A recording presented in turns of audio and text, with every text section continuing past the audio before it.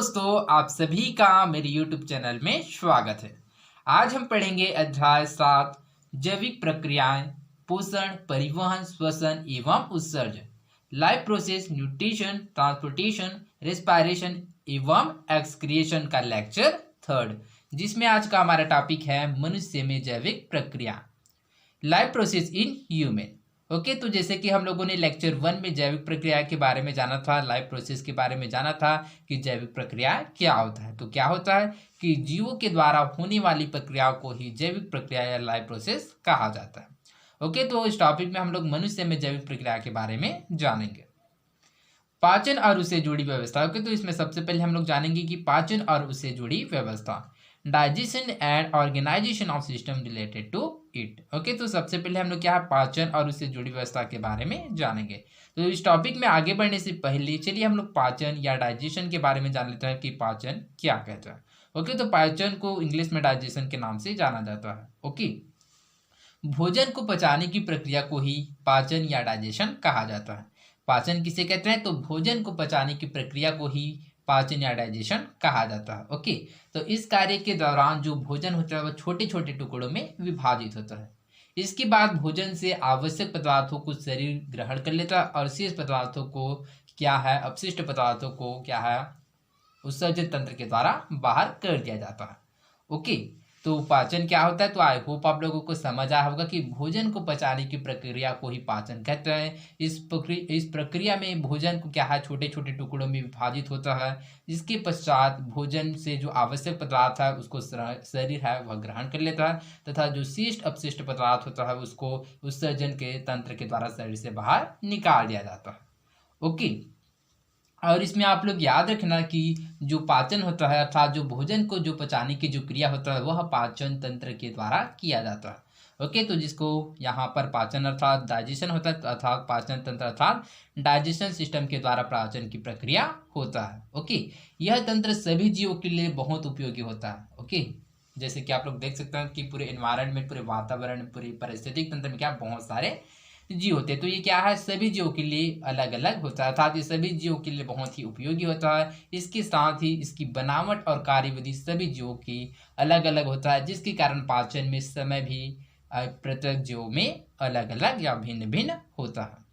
Okay, तो I hope आप लोगों को पाचन से संबंधित समझ आया होगा कि पाचन क्या होता है। तो भोजन को पचाने की प्रक्रिया को ही पाचन या डाइजेशन कहते हैं और भोजन जो पाचन की क्रिया होता है वो पाचन तंत्र डाइजेशन सिस्टम के द्वारा होता है। और यह भोजन जो पाचन की क्रिया होता है वह सबसे महत्वपूर्ण होता है सभी जीवों के लिए। ओके, इसकी बनावट और कार्यविधि सभी जीवों में अलग अलग होता है, जिसके कारण जो पाचन में समय है वह प्रत्येक जीव के लिए अलग अलग या भिन्न भिन्न होता है। ओके, तो आई होप आप लोगों को समझ आया होगा। तो चलिए इस टॉपिक में आगे बढ़ते हैं। पाचन और उससे जुड़ी व्यवस्था, digestion and organization of system related to it. भोजन के अवयवों का उपयोग शरीर को हमेशा ऊर्जा से भरपूर बना रखने में होता है। ओके, तो जो भोजन के अवयव अर्थात जो भोजन का जो मेन वर्क क्या होता है, जो शरीर को हमेशा ऊर्जा से बनाए रखने के लिए होता है। साथ ही शरीर की वृद्धि, मरम्मत करने और तापमान बनाए रखने में भी ऊर्जा की आवश्यकता होती है। इसके साथ ही शरीर क्या है, जो हमारे जो शरीर की वृद्धि के लिए, मरम्मत के लिए, इसके साथ ही तापमान बनाने के लिए भी ऊर्जा की आवश्यकता होता है। ऊर्जा भोजन के अवयव जैसे कार्बोहाइड्रेट, प्रोटीन एवं वसा के अपघटन से प्राप्त होते हैं। और ऊर्जा कैसे प्राप्त होता है? तो ऊर्जा कार्बोहाइड्रेट, प्रोटीन एवं वसा के अपघटन से प्राप्त होता है। ओके, इनके बारे में हमने पिछली कक्षा में पढ़ा है और परीक्षण भी किया है। परिशिष्ट में इन परीक्षणों को करने की विधि दोहराई दी गई है, अर्थात दोहराई गई है।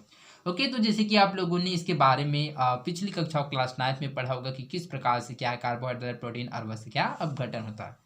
ओके, तो इसके बारे में हम लोगों ने ग्लूकोज से लेक्चर 1 में देखा जाना था कि जो लेक्चर 1 में क्या श्वसन की प्रक्रिया के द्वारा जो हम ऑक्सीजन गैस लेते हैं तो उसके द्वारा क्या होता है और ऊर्जा क्या होता है, उत्पन्न होता है। ओके, इनके अलावा भी कई अन्य पदार्थ की जरूरत हमारे शरीर को होती है, जैसे पानी, लवण, विटामिन आदि।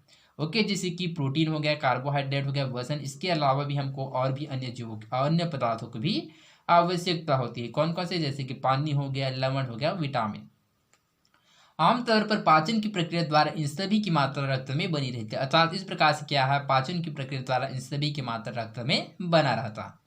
इससे शरीर की अलग अलग प्रकार की विशेषीकृत कोशिकाओं की जरूरतों की आपूर्ति हो पाती। इस प्रकार से क्या हमारे शरीर में उपस्थित बहुत सारे विभिन्न प्रकार की कोशिकाओं हैं, उसकी जो जरूरत है वह पूर्ण हो पाता है। भोज्य पदार्थों में उपस्थित ग्लूकोज नामक शर्करा या कार्बोहाइड्रेट की जरूरत लगभग सभी कोशिकाओं को होती है। ओके, तो जो ग्लूकोज नामक जो कार्बोहाइड्रेट या जो शर्करा होता है, इसकी जो जरूरत होता है उस लगभग सभी कोशिकाओं को होता है। यदि रक्त में इसकी मात्रा एक निश्चित मात्रा से कम हो जाए तो इसकी सूचना मस्तिष्क को हो जाती है। ओके, तो मान ले जाए यदि इसकी जो मात्रा है अथवा जो ग्लूकोज नामक कार्बोहाइड्रेट या जो शर्करा का जो मात्रक है वह कम हो जाए तो इसकी सूचना क्या है, मस्तिष्क को हो जाता है।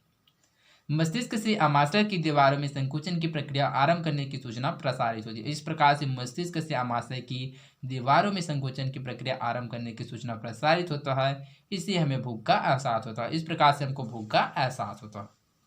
तो चलिए इस डायग्राम के माध्यम से समझते हैं। जैसे कि चित्र 2 में हम लोग देख सकते हैं कि मनुष्य का पाचन तंत्र इसमें दिखाया गया है। मुंह, ग्रसिका, डायफ्राम, आमाशय, यकृत, पित्ताशय, उसके पश्चात है अग्नाशय, छोटी आंत, बड़ी आंत, अपेंडिक्स और मलद्वार। ओके, जैसे कि हम लोग देख सकते हैं कि मस्तिष्क से आमाशय की दीवारों में संकुचन की प्रक्रिया आरंभ करने की सूचना प्रसारित होती है। अर्थात यहाँ से मस्तिष्क से लेकर कहाँ तक आमाशय से डायरेक्ट क्या सूचना प्रसारित होता है। इससे हमें भूख का एहसास होता है। अर्थात यदि जो आमाशय में क्या होता है संकुचन अर्थात क्या होता है सिकुड़ता है। जैसे कि आप लोग कई बार फील किए होंगे अर्थात महसूस किए होंगे, जब भूख लगता है तो क्या होता है जो हमारे पेट का क्या होता है ऊपर नीचे होता है अर्थात क्या होता है संकुचित होने लगता है। अर्थात वह किसके कारण होता है, वह आमाशय के द्वारा होता है। अर्थात मस्तिष्क से आमाशय की दीवारों में संकुचन की प्रक्रिया आरंभ करने की सूचना प्रसारित होता है, जिससे हमें भूख का एहसास होता है। ओके, क्या आपको और भी किसी स्थिति में भूख लगती है? सोचिए जब आपको मनपसंद खाने की खुशबू आ रही होती है तो क्या होता है। ओके, तो कभी कभी क्या होता है कि जो यदि कोई फेवरेट व्यंजन है या फिर कोई पसंदीदा यदि खाना है तो उस समय क्या है भूख का अनुभूति होता है। अर्थात इस प्रकार से हम लोग कह सकते हैं कि मनपसंद खाने की कोई खुशबू आ रही होती हो तो उस समय हमको भूख का एहसास होता है। ओके, तो आई होप आप लोगों को समझ आया होगा। तो चलिए आगे बढ़ते हैं। हमारा पाचन तंत्र मुख्य रूप से मुंह से मल द्वार तक फैली एक लंबी नली है जिसे आहार नली कहते हैं।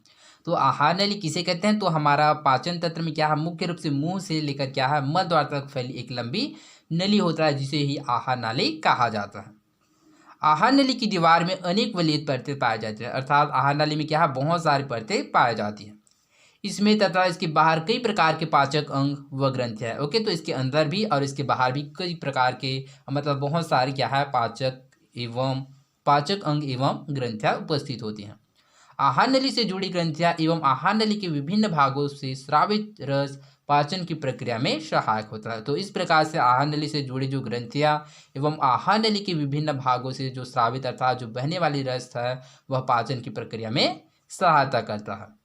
इससे भोजन के अवयवों के जटिल बड़े अणु छोटे सरल अणुओं में बदलते हैं। इस प्रकार से जो भोजन के जो अवयव के जो बड़े अर्थात जो जटिल अणु होते हैं वह छोटे सरल अणुओं में बदलते हैं। ओके, मनुष्य के पाचन तंत्र के चित्र में कौन कौन से भागों को दर्शाया गया है। ओके, तो चलिए चित्र के माध्यम से समझते हैं कि मनुष्य के पाचन तंत्र के चित्र में कौन कौन से भागों को प्रदर्शित या फिर दर्शाया गया है। जैसा कि हम लोग चित्र 2 में देख सकते हैं कि मनुष्य का पाचन तंत्र है। इसमें क्या है मनुष्य का पाचन तंत्र में कौन कौन से अंग को प्रदर्शित या कौन कौन से भाग को दर्शाया गया है। तो जैसे कि मुंह है, ग्रसिका है, डायफ्राम, आमाशय, यकृत, पित्ताशय या अग्नाशय, छोटी आंत, बड़ी आंत, अपेंडिक्स एवं मलद्वार, इन सभी को प्रदर्शित किया गया है। ओके, तो आई होप आप लोगों को समझ आया होगा। तो आज के लिए बस इतना ही, मिलते हैं अगली वीडियो में। धन्यवाद।